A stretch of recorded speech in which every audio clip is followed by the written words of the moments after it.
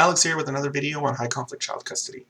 I'm going to cover custody types, and I'm not going to spend a lot of time on it because this is one of the things that there are a lot of YouTube videos out on.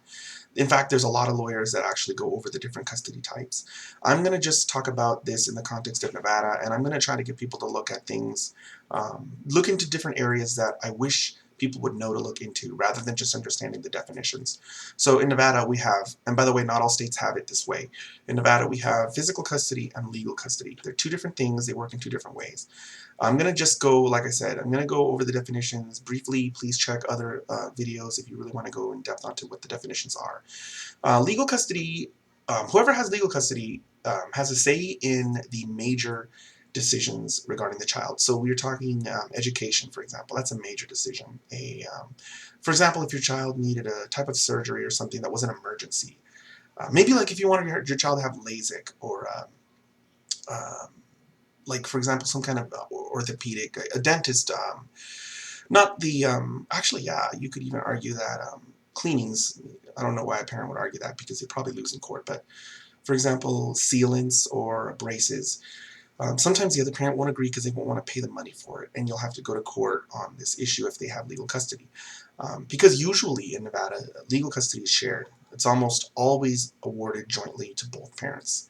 So unless the other parent is in jail for something like murder, or maybe they don't even want legal custody, in that situation they won't get it, or if they abuse their legal custody rights, because your legal custody rights give you a say in these major decisions, but they also give you obligations. You're obligated to communicate and coordinate regarding the child's major life decisions. You can't just not say anything. If your ex asks you, I want to put our child in this private school or in this charter school, you can't just ignore it and not say anything, because, I mean, that's not how legal custody works. You have to communicate, and if you come to a disagreement, you can go to the court and ask the judge to make the decision for you. But if you just ignore your ex, the judge could award your ex sole legal custody, and after that, you have no say. Physical custody is the parent who has physical custody has decision-making authority over the day-to-day, hour-to-hour, minute-to-minute decisions. So we're talking things you wouldn't even think about, like what's your child going to eat for dinner? I mean, whoever has the child in their physical custody makes that decision. They don't have to call the other parent. If you're going to go to a movie or not, I mean, what time you're going to go to bed, when you're going to do your homework, that kind of stuff. Physical custody in Nevada is awarded jointly or primarily. So in a joint custody situation, both parents have custody at least 40% of the time. There are exceptions to this rule. And a primary physical custodian has the child most of the time, obviously more than 40% of the time, or if one of those exceptions apply, which I'm not going to cover in this video. So what I want people to look at, because I just went over the definitions, at least briefly, what I want people to look at is the consequences of these custodial designations. I don't think, there's so many videos out there, I don't think they cover this very well. Most parents don't know that the physical custody designation has an impact on when you want to move with your child. In fact, there are parents who've been deceived before. They've had a parent say, I don't want to take your kid from you, but I really need primary physical custody because I need to feel like a good mom.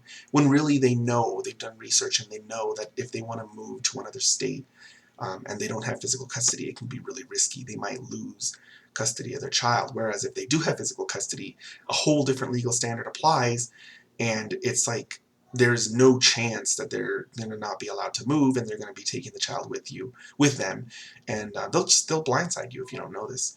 So look into that in your state. Does the custodial designation impact the legal standard on when one of you wants to relocate? In Nevada, it does. If you have joint physical custody and one of you wants to relocate, you go back to court and the judge will decide who gets custody of the child. Either you move with the child or you move and the child stays. This is not the case if one parent has primary physical custody. A whole different legal standard applies.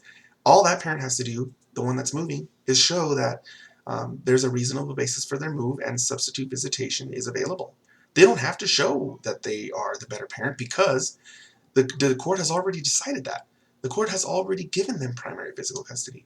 The fact that they want to move doesn't open that door back up just because you're upset or pissed off that they want to leave with the child. Most people cannot believe this, and it's just, they get so upset because they think, I mean, they feel it's a betrayal. A lot of people feel betrayed. You need to know this ahead of time. The other big issue is child support. In Nevada, joint physical custody has a completely different method of computation than primary physical custody.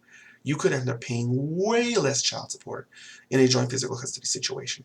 And that's rightly so. If your child lives with you half the time and you are earning almost the same amount of money as your ex, you shouldn't be forced to pay what you would be paying if you were an every other weekend father or mother. So, I mean, these are just two examples. Aside from looking at the definitions of physical and legal custody, please do some research on what these custodial designations will have, what impact they will have on other aspects of the law. If you have an attorney, the attorney will probably tell you everything I've just told you and more.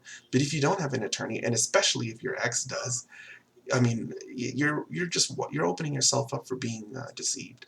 In fact, I actually remember when I first went to court, my ex's attorney came up to me and said, you know, we want to give you visitation and joint legal custody, as if it was a good thing. And I was like, you know, I've done my research on this. I would like to have primary physical custody. And she scoffed and said, you're not going to have that. And the funny thing is, when I went to court, it was actually easy to get it.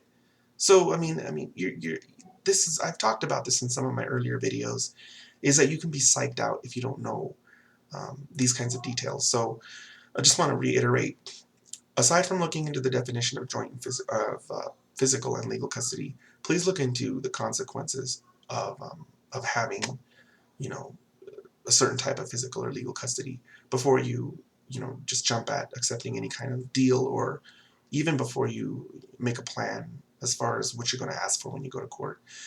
So with that, I'll see you guys next time.